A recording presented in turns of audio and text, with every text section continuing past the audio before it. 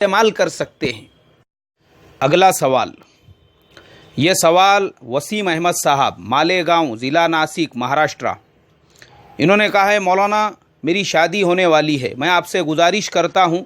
کہ ازدواجی زندگی کے تعلق سے مجھے کسی اچھی کتاب کا نام بتلائے، مثلا میاں بیوی کے تعلقات کے بارے میں اور شادی کے بعد انہوں نے زندگی کیسے گزارنا چاہیے۔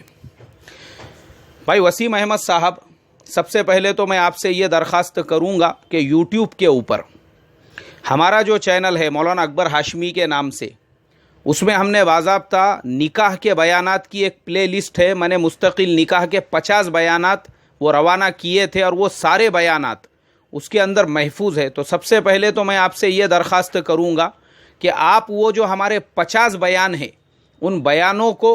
پورے دھیان توجہ کے ساتھ میں سنو، انشاءاللہ آپ کو بہت فائدہ ہوگا۔ وہ تمام نوجوان، وہ تمام ہماری بہنیں جن کے نکاح نہیں ہوئے ہیں، وہ تمام سنیں۔ اس کے اندر ہم نے بچہ پیدا ہونے سے لے کر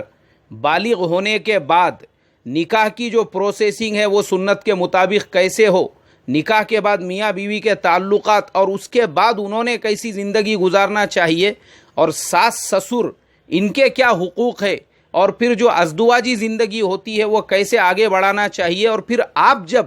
باپ بننے والے ہیں تو پھر اس کے بعد آپ کی کیا کیا ذمہ داریاں بنتی ہے، وہ ہمارے پورے 50 سبق ہے اس کے اوپر۔ تو میں یہ درخواست کروں گا کہ آپ پہلے تو یوٹیوب کے اوپر مولانا اکبر ہاشمی کے نام سے جو ہمارا چینل ہے اس میں ہماری جو نکاح کے نام سے پلے لسٹ ہے، نکاح کے سارے بیان سنو، انشاءاللہ آپ کو بہت فائدہ ہوگا۔ رہا کتاب کا سوال، تو ہمارے ایک بہت ہی عزیز دوست ہے مفتی محمد اشرف صاحب امروہوی، وہ فی الحال بنگلور کرناٹکا میں رہتے ہیں۔ حضرت مفتی محمد اشرف صاحب انہوں نے بڑے ہی پیار سے، بڑے ہی محبت سے اپنی پوری کتابوں کا ایک سیٹ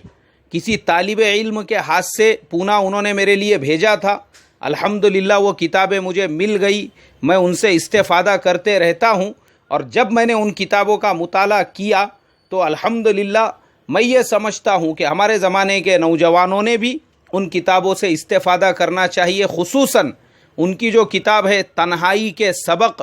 زندگی کے سبق، اس طریقے سے ان کی کتابوں کا نام ہے، وہ کتابیں آپ حاصل کریں اور ان سے استفادہ کریں۔ انشاءاللہ